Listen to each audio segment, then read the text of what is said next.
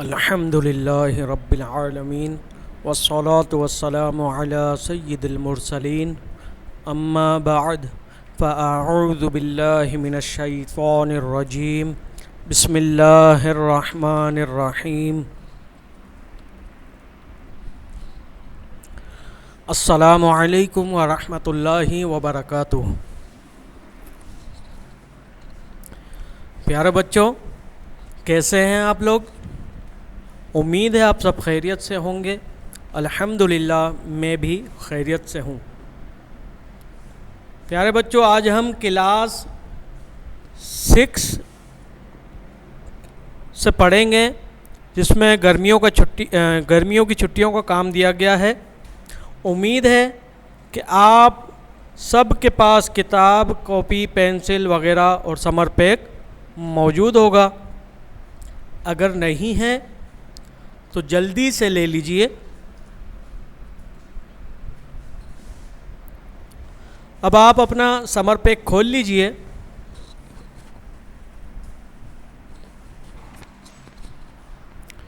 آپ کی اسکرین پر موجود علم میں اضافے کی دعا آپ دیکھ رہے ہوں گے، تو ہم یہ حصول برکت کے لیے پڑھ لیتے ہیں۔ آپ بھی ساتھ ساتھ پڑھیے۔ الصلاۃ والسلام علیک یا رسول اللہ وعلی آلک واصحابک یا حبیب اللہ۔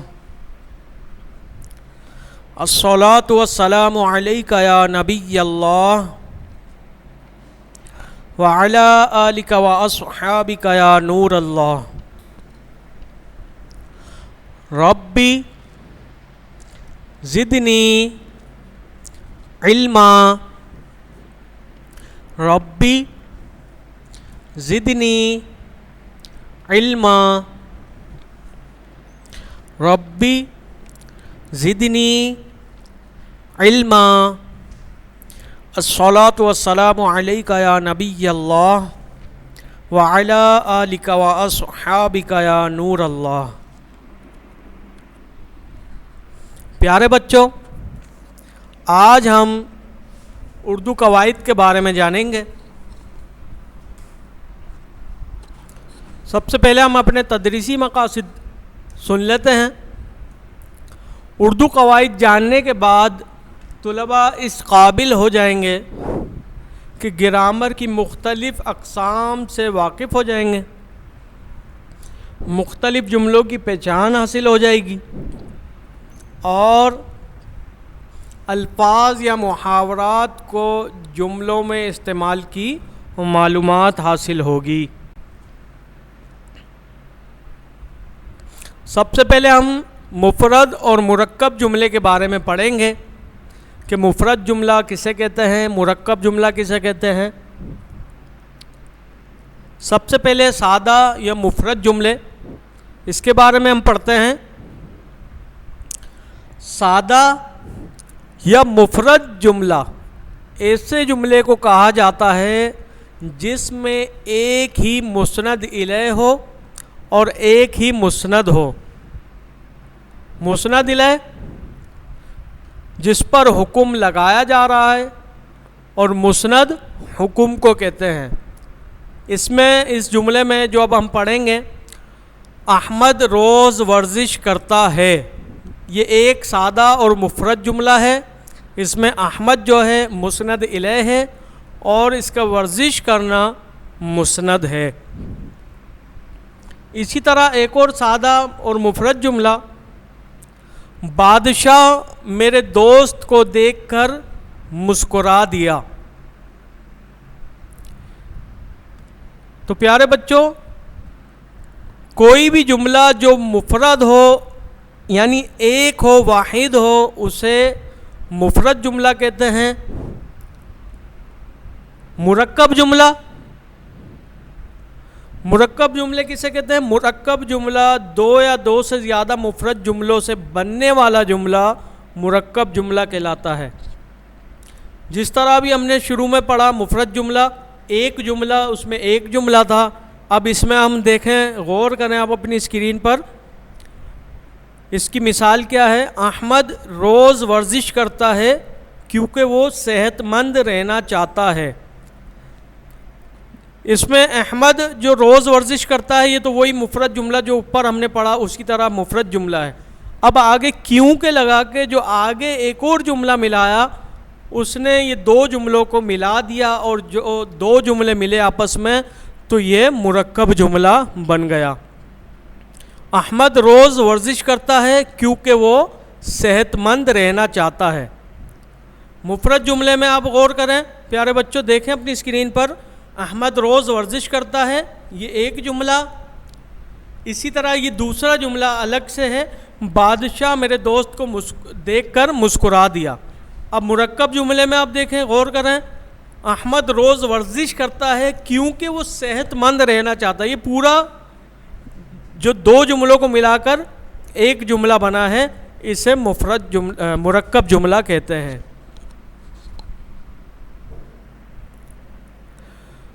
اسی طرح ایک اور مثال, مجھے پاکستان سے پیار ہے کیونکہ پاکستان ہمارا وطن ہے.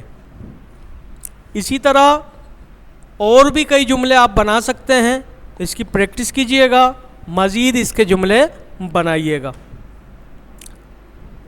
سرگرمی, کتاب سے 10 مرکب جملے تلاش کر کے اپنی کاپی میں اس کی پریکٹس کیجئے تاکہ آپ کو مفرد جملے اور مرکب جملے میں اچھی طرح پہچان حاصل ہو جائے.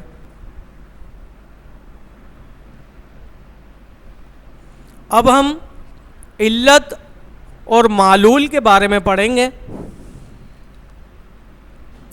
علت اور معلول, علت سے مراد وہ چیز جو کسی دوسری چیز کے وجود میں آنے کا سبب بنے یعنی وجہ یا سبب, اور معلول وہ چیز ہے جس کا کوئی سبب ہو. مثال,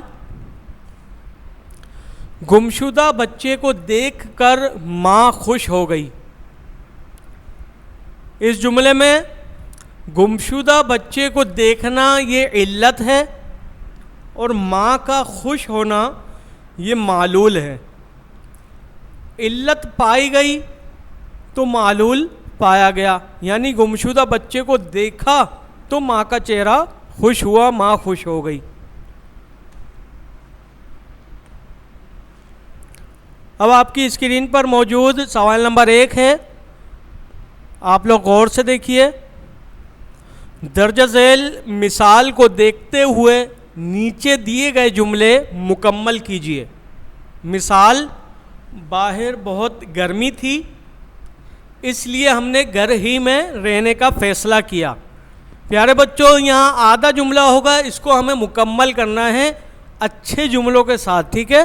میں نے جو بنائے ہیں یہ بھی آپ دیکھ لیجئے, مزید آپ بھی اس میں اچھے جملے ایڈ کر سکتے ہیں.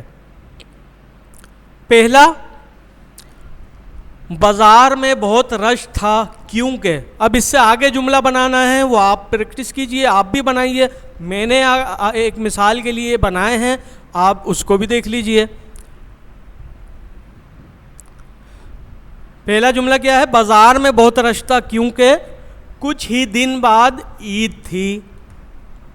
دوسرا جملہ, ہسپتال میں بہت سے لوگ معائنے کے لیے آ رہے تھے کیونکہ بخار کا وائرس پھیلا ہوا تھا.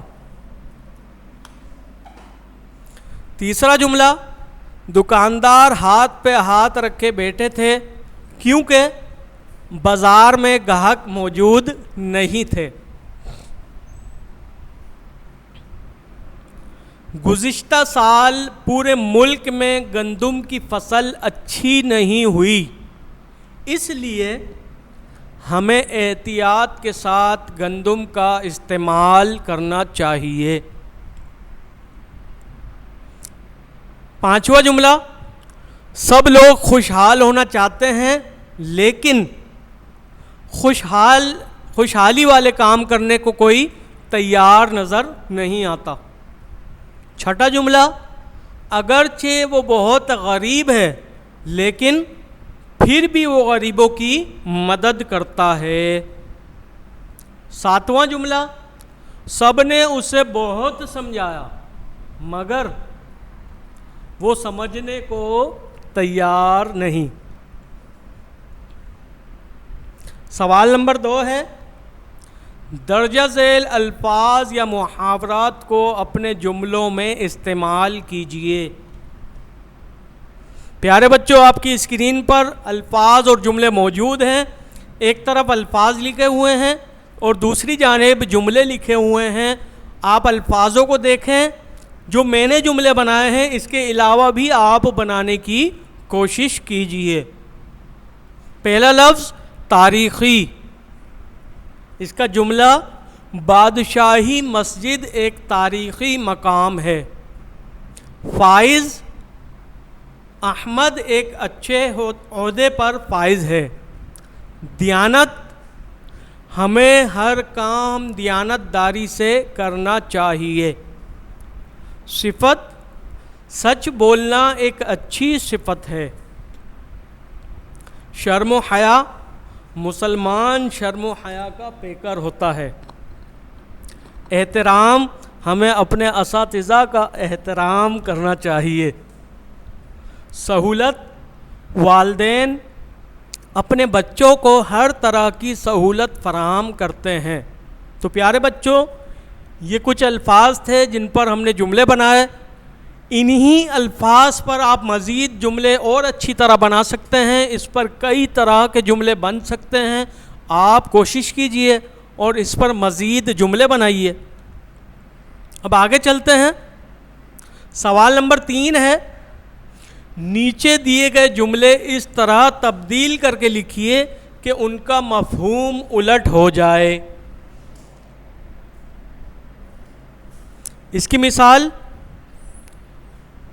یہاں ایک مثال دی گئی ہے، غور سے دیکھیے آپ اپنی اسکرین پر۔ رات ہوتے ہی میں سو جاؤں گا، صبح ہوتے ہی میں جاگ جاؤں گا۔ جملہ تھا یہ، رات ہوتے ہی میں سو جاؤں گا۔ اس پر اس کی الٹ جملہ کیا بنایا گیا ہے کہ صبح ہوتے ہی میں جاگ جاؤں گا۔ ٹھیک ہے، اسی طرح مزید جملے ہوں گے، اس پر ہمیں ان جملوں کو اس طرح تبدیل کرنا ہے کہ اس کا مفہوم الٹ ہو جائے۔ پہلا جملہ، اجتماع جلدی شروع ہوا اور دیر سے ختم ہوا۔ اب ہم نے اس جملے کو اس طرح تبدیل کیا کہ اس کا مفہوم الٹ ہو جائے۔ اجتماع دیر سے شروع ہوا اور جلدی ختم ہوا۔ دوسرا جملہ، نقلی پھولوں میں خوشبو نہیں ہوتی۔ اس کا جملہ اس طرح تبدیل کیا کہ اس کا مفہوم کس طرح الٹ ہوا کہ اصلی پھولوں میں خوشبو ہوتی ہے۔ تیسرا جملہ، وہ جب بھی کوئی اچھا کام کرتا ہے اسے شاباش ملتی ہے۔ وہ جب بھی کوئی برا کام کرتا ہے اسے سرزنش کی جاتی ہے۔ آگے چلتے ہیں۔ چوتھا جملہ، پہلے لوگ میڈیا پر اعتبار نہیں کرتے تھے، اب لوگ میڈیا پر اعتبار کرتے ہیں۔ اسی طرح پانچواں جملہ، پہلے لوگوں میں ہر کسی کے پاس ہر کسی کے لیے وقت ہوتا تھا، اب لوگوں میں کسی کے پاس کسی کے لیے بھی وقت نہیں۔ اسی طرح چھٹا جملہ، والدین کی نافرمانی دونوں جہاں میں رسوائی کا سبب بنتی ہے۔ والدین کی فرما برداری دونوں جہاں میں کامیابی کا سبب بنتی ہے۔ ساتواں جملہ، بادشاہ کے ظلم و ستم نے لوگوں کو باغی بنا دیا، بادشاہ کے پیار و محبت نے لوگوں کو وفادار بنا دیا۔ تو پیارے بچوں، یہ کچھ جملے تھے جن کو ہم نے اس طرح تبدیل کیا کہ ان کا مفہوم الٹ ہو گیا۔ اس پر بھی آپ کوشش کیجئے، اس پر مزید جملے بن سکتے ہیں۔ آپ اپنی کاپی میں اس کی کوشش کیجئے اور اس پر مزید جملے بنانے کی کوشش کریں۔ پیارے بچوں، آج ہم نے جو پڑھا اس کا خلاصہ کلام یہ ہے کہ آج کے سبق سے ہم نے کیا سیکھا؟ آج کے سبق سے ہم نے سیکھا مفرد اور مرکب جملے کی پہچان، یعنی مفرد جملہ کسے کہتے ہیں، مرکب جملہ کسے کہتے ہیں۔ مفرد جملہ وہ جملہ ہوتا ہے جو ایک جملہ واحد جملہ ہو، اور مرکب جملے میں دو جملوں کو ایک ساتھ ملایا گیا ہوتا ہے، اسی وجہ سے اس کو مرکب جملہ کہا جاتا ہے۔ علت اور معلول، اس کے بارے میں ہم نے پڑھا کہ علت کیا چیز ہوتی ہے اور معلول کیا ہوتی ہے۔ جس طرح ہم نے اس کی مثال پڑھی کہ گمشدہ بچے کو دیکھ کر ماں خوش ہو گئی، تو گمشدہ بچے کو دیکھنا یہ علت بنا اور ماں کا خوش ہونا یہ معلول بنا۔ اسی طرح ہم نے الفاظ کے جملے بنائے، اور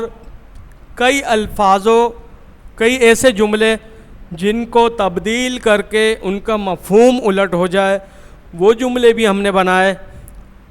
امید ہے کہ آپ سب کو اچھی طرح سمجھ آ گئی ہوگی، مفرد اور مرکب جملے کی پہچان ہو گئی ہوگی، علت اور معلول جملوں کی پہچان ہو گئی ہوگی، جملوں کو اس طرح تبدیل کرنا کہ ان کا مفہوم الٹ ہو جائے یہ بھی آپ کو آ گیا ہوگا، اور الفاظ کے جو جملے ہم نے بنائے اس کے مزید جملے آپ بنائیں، کوشش کیجئے مزید اس میں اچھے سے اچھے جملہ استعمال کیجئے۔ پیارے بچوں، امید ہے کہ آپ نے آج کا سبق انتہائی توجہ کے ساتھ سمجھ لیا ہوگا، اس کی خوب دہرائی کیجئے۔ اللہ پاک آپ کا حافظہ مضبوط بنائے، آمین، بجاہ النبی الامین صلی اللہ تعالی علیہ وآلہ وسلم۔ جزاک اللہ خیرہ۔